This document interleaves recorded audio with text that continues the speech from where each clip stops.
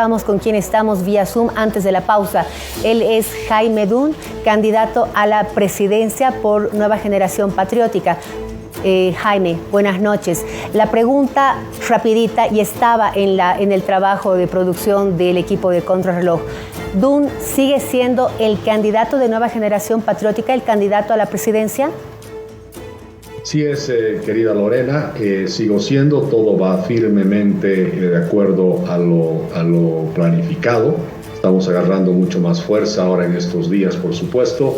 Hemos encontrado una situación administrativa en el momento de inscribir y simplemente hemos hecho lo que manda la ley, lo que se ha establecido como una estrategia legal para poder subsanar, tener unos días adicionales para subsanar estas observaciones que hemos hecho nosotros a un informe, un certificado de la Contraloría, y no solo en mi caso, sino en el caso de otros candidatos también, donde hemos detectado la necesidad de poder hacer unas aclaraciones previamente se presenten estos certificados. Jaime, claramente en el caso... Sí. Perdón, si me permites, me llama la atención lo que me dices, que al momento de inscribir ya al binomio, recién les han informado acerca de una observación administrativa. ¿Tú no la conocías antes? Estamos hablando de la denuncia sobre impuestos al fisco, ¿correcto? ¿No la conocías antes? No, perdón. Aclaro. El momento de inscribir es cuando decidimos hacer unos ajustes una vez que ya se tenía el certificado de solvencia que se lo tuvo previamente, pero evidentemente era importante poder analizar el contenido de la misma con más detalle. La ley establece que tú no puedes ser inscrito como candidato si tienes alguna sentencia ejecutoriada. El problema es que este certificado menciona algunas sentencias, pero sin decir si están ejecutoriadas, porque pueden no estar ejecutoriadas. Pero lo que más llama la atención es que hay una nota de cargo por $2.04 que está en notificación después de 18 años. Llama la atención de que yo no soy parte en varios de los procesos que están en el listado oficial del certificado, y se hace mención a algunos casos del pasado que ya estarían cerrados, o algunos hace más de 10 años atrás, y por supuesto eso llama poderosamente la atención y se decide hasta el último momento, ¿no es cierto?, en la estrategia legal, porque hay un tiempo que va corriendo, y la estrategia legal en el último momento establece que es mejor ir por los otros caminos que establece la ley. Ahora, también, Lorena, aclarar que no se trata de temas fiscales, no se trata de deudas de impuestos, se tratan de omisiones administrativas que algún personal de la Alcaldía del Alto habría hecho en la presentación de algún informe, y eso en realidad el 90% son casos o más, son de informes que presentaban consultores de manera periódica, y por supuesto aquí ha tenido que suceder algo para que estos informes no se hayan presentado. Después de haber hecho un análisis más profundo de algunos de estos casos, lo que hemos visto es que en la Alcaldía del Alto sufrió un ataque de los ciudadanos y fue incendiada la alcaldía allá por el año 2000, y producto de ese incendio se habría quemado mucha documentación, y después aparecen los auditores 3 años después o 2 años después, ven que falta algún informe y anotan el hecho de que hay una incongruencia administrativa con un pago. Por eso los montos son de $100, $115, $40, $60. Jaime, ¿cuál es el monto mayor del que se habla? Porque me hablas del menor, que son $2.04. ¿Cuál es el monto mayor que tendría que responder Jaime Dunn? En el informe, bueno, todavía no estamos con la certeza sobre los cuáles hay que responder. Eso es lo que estamos viendo en este momento, y Jaime Dunn tiene que responder de manera solidaria con otros involucrados en cada pero uno no de en los grupo, casos. individualmente, pero no grupal. Pues se llama responsabilidad solidaria, es decir, son un grupo, por decirte, de 4 personas que son responsables de un consultor. El consultor hace la omisión y entre los 5 tenemos que ser solidariamente responsables. Entonces, ahora, ¿qué pasa? Me llama la atención esto. ¿Qué pasa si uno de este grupo no responde? ¿Todavía Jaime Dunn estaría en riesgo de ser habilitado por este tema? No, porque en realidad lo que la norma dice es que aunque los 5 tendrían responsabilidad solidaria, el hecho que uno de de los 5 solucione el problema, ayuda al resto, ¿no es cierto? No es que se divide entre los 5. Entonces aquí hay justamente estas complejidades porque en el pasado se ha visto que muchos de estos casos ya han sido resueltos por alguno de los consultores que seguramente ha necesitado hacer algún trámite en su momento y ha solucionado el problema, se ha descargado con algún informe o ha hecho algún pago, y eso también ha reducido, por supuesto, ese caso de la lista inicial que había. Entonces es un tema de ordenar estos temas, y ya se los tiene, por supuesto, analizados, se los conoce, y por supuesto en los próximos días ya se va a dar la solución final. Ahora, ¿cuál es su relación con Fidel Tapia Zambrana? Porque él es quien aparece inscrito en lugar suyo como candidato a la presidencia por Nueva Generación Patriótica. Fidel Tapia Zambrana estaba en realidad en la lista, no recuerdo si a senador o diputado, y se decidió por eso en un último momento estratégicamente hacer un ajuste en las listas para preservar no solamente el puesto de candidato a presidencia, sino cuidar mi candidatura. Y de la misma manera también se vio en algunos casos especiales de hacer exactamente lo mismo, como han actuado también otros partidos políticos que han sido sorprendidos en último momento con algunos candidatos, con algunas situaciones administrativas como estas. Ahora, se ha conocido en las últimas horas que Humberto Vidaurre Vaca ha interpuesto una acción administrativa ante la Sala Constitucional Cuarta del Tribunal Departamental de Justicia de Santa Cruz en contra de ocho siglas para las elecciones presidenciales. Nueva Generación Patriótica está dentro de esta lista. No tengo conocimiento de esa acción judicial, la verdad que no tengo ningún conocimiento. Yeah. Y no tengo... también me sorprendería que esté en EGP, pero bueno, no tengo ningún conocimiento, no podría opinar al respecto. Pero ahora, ¿qué piensa acerca de todas estas denuncias, de todas estas acciones que se están interponiendo en contra de varios partidos, varias siglas, y que de hecho hace poco han significado el alejamiento de un candidato a una diputación por la Alianza Unidad? Judicialización de las elecciones, dicen. Bueno, mira, Lorena, lo cierto es que lo que pasa en el país es muy lamentable. Si una de las cosas tremendas que ha hecho el movimiento al socialismo y ha tenido mucho éxito ha sido justamente desinstitucionalizar las instituciones que conocemos como partidos políticos, ¿no es cierto? Han sido desinstitucionalizados, han sido destruidos desde adentro, burocratizados con muchas normas, multas y requisitos. Eso ha generado que los partidos políticos empiecen a dividirse en varias facciones, en varios frentes, y al final, mientras más antiguo parece el partido político, más problemas tiene. Antes de llegar a poder conversar con la sigla de NGP, nosotros estuvimos en amplias conversaciones con ADN, con el MNR, tratamos de armar una coalición que no fue posible por razones atribuibles más a ellos, no a nosotros, pero ahí notamos la fuerte división que existe al interno de los partidos. Estuvimos después con un Partido Demócrata Cristiano. Fíjate, el PDC hasta el día de hoy no ha resuelto ninguno de los temas y por eso tuvimos que abandonar al PDC, decirles muchas gracias, señores. Ha sido un gusto conocerlos, pero vemos que ustedes no tienen la casa en orden.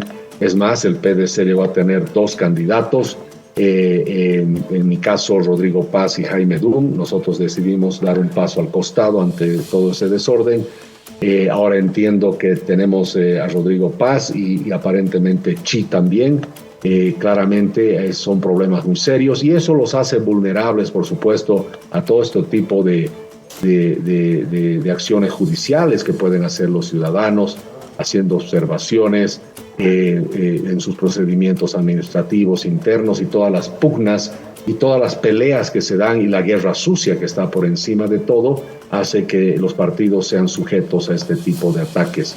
Tú me mencionas NGP en la lista, la verdad que me sorprende, es algo que creo que habría que verificar y habría que entender de qué se podría tratar, ¿no es cierto? O sea, hacer un partido nuevo, impecable, intachable en realidad en su historia política, porque es muy nuevo. Según la declaración del vocal Tawichi, que ha sido invitado al noticiero, la tercera edición de F10 Noticias, ha señalado que las únicas dos fuerzas políticas que no están incluidas dentro de esta nueva acción que observa a las otras 8 son el Movimiento al Socialismo y el MTS, las dos únicas que no estarían observadas, pero sí todas las otras 8, entre alianzas y siglas. Entonces, por eso es que yo le consultaba si es que ya estaban al tanto de este tema y cómo se iba a operar de aquí en adelante, ¿no?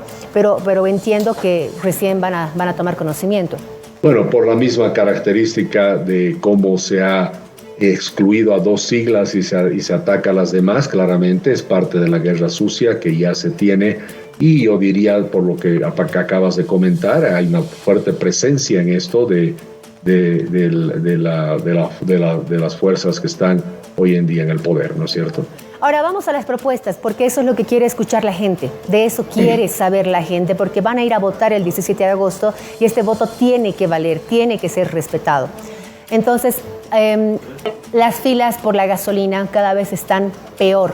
Antes eran cuadras, ahora son kilómetros. Y no solamente en la sede de gobierno, sino, le voy a decir, en todo el país. Y esto se complica más todavía ante este anuncio de paro de actividades por parte de los cisterneros.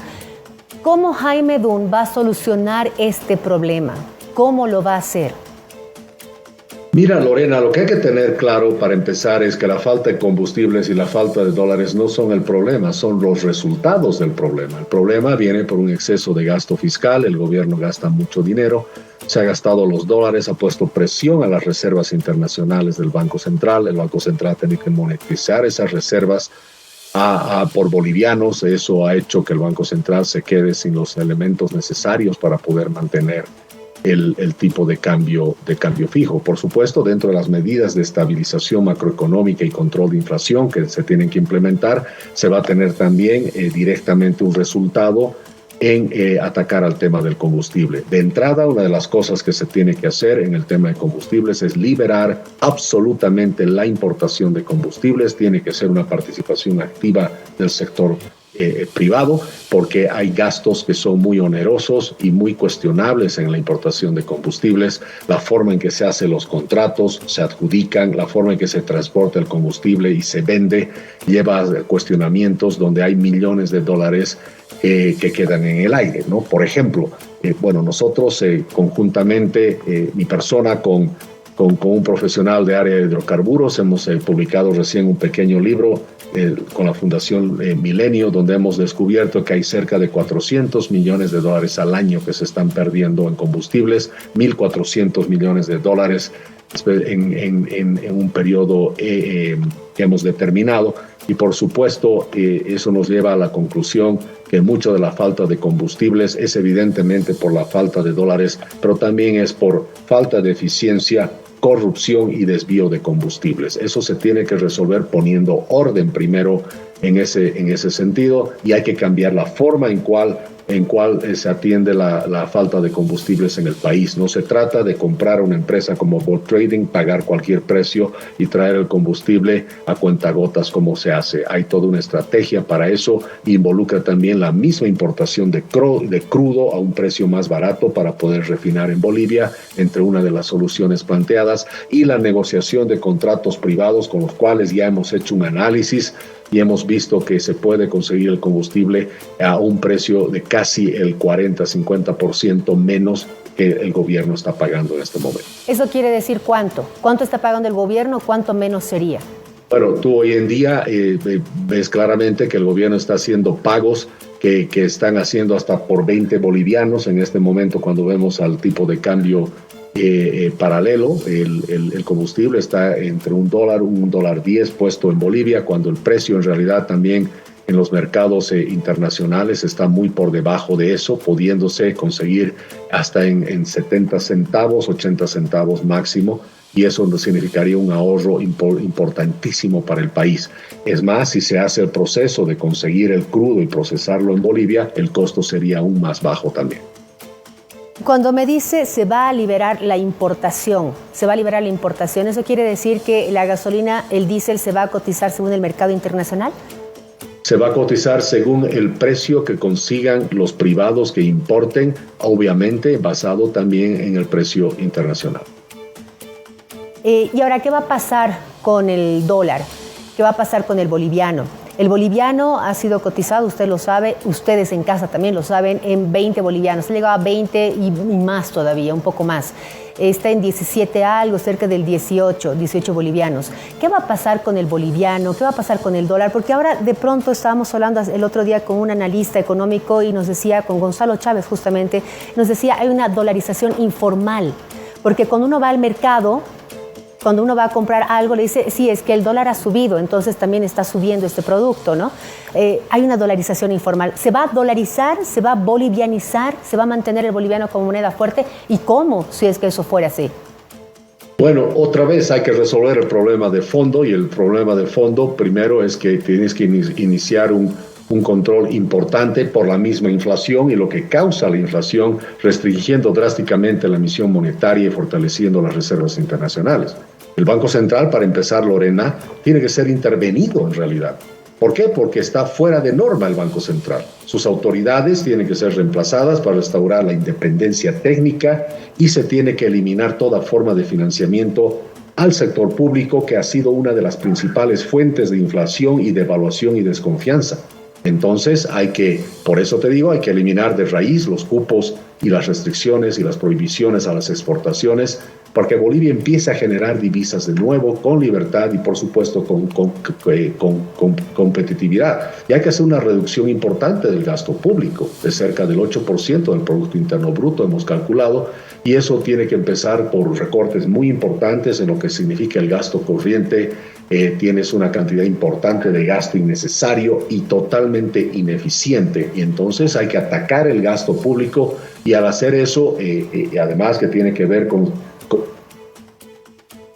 Estamos con este problema de conexión con Jaime Dun, pero estamos hablando con este candidato a la presidencia, quien nos ha dicho que efectivamente sigue siendo el candidato presidenciable de Nueva Generación Patriótica, que está